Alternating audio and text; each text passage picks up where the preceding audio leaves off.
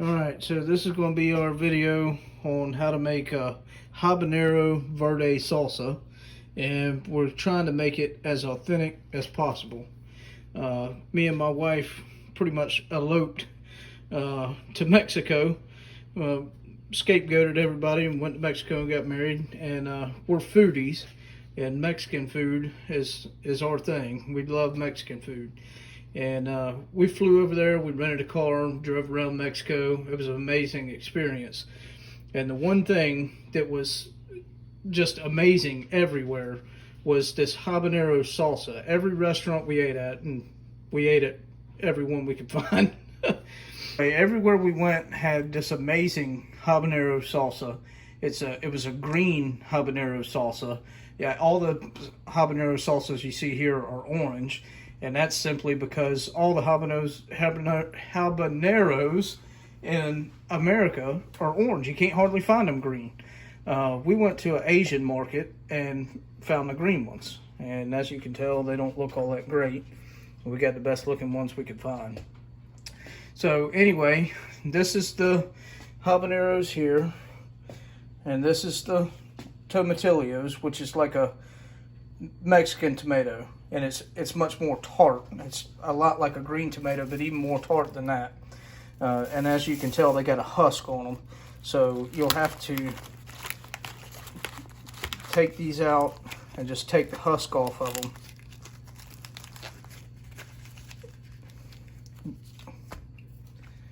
And then once you take the husk off of them, they have this like a sticky coating on them. So you'll want to rinse all these off. And then this here is cilantro. So, and really the cilantro wasn't in the authentic sauce that we like so much, so I probably won't put that in there. We're going to do it without it first, taste it, see what it tastes like, and then we'll go from there. But I'll bring you back when we get all this prepared. Alright, here's the somewhat controversial part. We're going to roast these. Now you'll find some that are roasted, some that are not roasted. We washed everything off, cleaned all the husk off of them. So what we're gonna do is we're gonna roast half of it and not roast the other half. We're gonna see how that turns out, which one we like more. So we may keep them separated and have one roasted and one not roasted, know which one we like, or we may combine the two together, depending on what the taste test does. So we're going to go ahead and we got just a tad bit of oil, just enough to coat the bottom of the pan in there. And we're going to go ahead and roast all of these. And all we want to do is get some charring on them. And after we've charred everything, we'll keep flipping them around, char every side.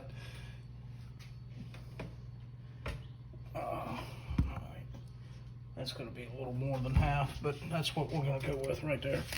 Okay, so we're going to char these up, and then we'll take these out. We'll char up about half of the habaneros, and then we'll come back. All right, this is the first time flipping them over. That's what they'll look like. See how they're starting to yellow? They'll get a lot more yellow as we go, but that's just the bottoms of them.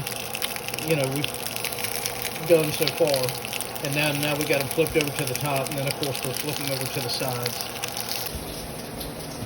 Alright, so this is where we left off with the tomatillios. You can certainly go more or less charring than this. This is just where I felt comfortable with them. They're a little squishy now, not as hard, so I've tempered them all the way through, and that's exactly where I wanted them. I've just now thrown the habaneros in there. I do want to say that even with the tomatillios, but way more so with the habaneros, you need to do this in a well-ventilated area, because if not, it'll choke you out. You're burning the capsaicin in the peppers, so it's almost like aerosol pepper spray. So be careful with it. Try it if you can, do it outside, but definitely be careful. Turn your fans on, and just know that see all that smoke, it's going to get toxic. Alright, as you can see here, these tomatillios have really mellowed down. They're you know, that's what a fresh one looks like. You see how bright green that is, and then you see how yellowed these are. And when you put them to the side, they're going to continue to steam through and cook a little more, and that's fine. I didn't mind mine cooking through a little more. And then you see the habaneros we just pulled out, and they'll do the same thing. They'll continue to cook through a little bit. So what we're debating right now is, with these fresh green tomatillos, they're going to be really tart, and the sauce that we had in Mexico was not that tart at all. So we're thinking that when they roasted these tomatillos, it took that tartness away, or at least some of it. So what we're going to do is we're going to go ahead and put this together. We're going to make this roasted salsa and see how that tastes, and then we're going to decide on, you know, if we want to do them fresh or not. So we're going to put that together, and then we'll come back. Okay, so all we did is we took them tomatillos and some of them habaneros, we threw it in the food processor, and we just added just a little bit of salt as we went continuously. You know, hit the pulse button, chop it up real good, and you do want to get this down, you know, to a liquid, so you can just hit the on button and let it run. And then every once in a while stop, taste it, add a little bit of salt, keep going until you like it. We've got this to where we like it. One thing we did notice is definitely roasting these tomatillos did take the tartness away. It's still tart, just not as tart. And that's the way we like this particular. Now, we do like a verde salsa, which is also made with the tomatillos, but instead of habaneros, it's made with tomatillos, jalapenos, cilantro, onion, garlic. You know, it's a good verde salsa, but this is different, and we don't want this one that tart. So we're either going to make the original verde salsa, the regular jalapeno verde salsa with these, or we're going to roast them and make more of this, because this is the way the habanero salsa is supposed to taste. And all it is tomatillos, salt, and habaneros. That's it. With of course the tomatillos and the habaneros being roasted. So we're gonna put this in a jar, we're gonna put it up, and then we'll go on to the next batch. Okay, so we've taken it out of the processor, and this is how much we got. This is a regular quart jar.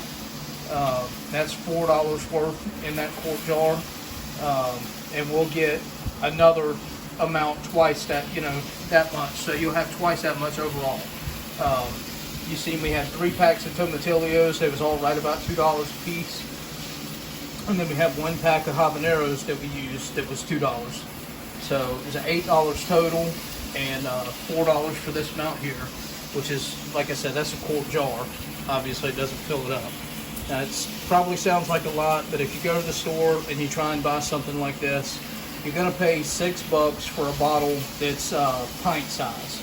So you're getting a lot more for a lot less, and it's all natural, it's homemade.